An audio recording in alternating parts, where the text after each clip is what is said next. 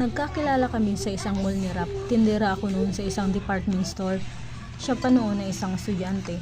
Matanda ako sa kanya ng 3 taon, ngunit hindi naging hadlang yun para magkaroon kami ng relasyon. Mahal ko si Rap at alam kong mahal niya rin ako.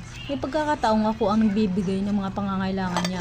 1 taon kami nagsama nang pauwiin siya ng kanyang mga magulang. Nasa US kasi ang kanyang tatay at gusto siyang pasunurin doon. Iniwan ako ni Rap at nangakong babalikan, ngunit hindi na siya nagparamdam. 14 years ang lumipas nang aksidente ko siya makita sa isang hotel na pinagtatrabahuhan ko bilang waitress. Inisto ko siya sa social media. Medyo nahirapan ako noon dahil iba ang pangalan niya. Nalaman kong isa na pala siyang US military at ikakasal na dito sa Pilipinas.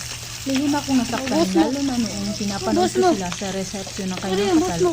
Umaasa kasi ako at naghintay ng 14 years. Bigyan niyo po ako ng payo.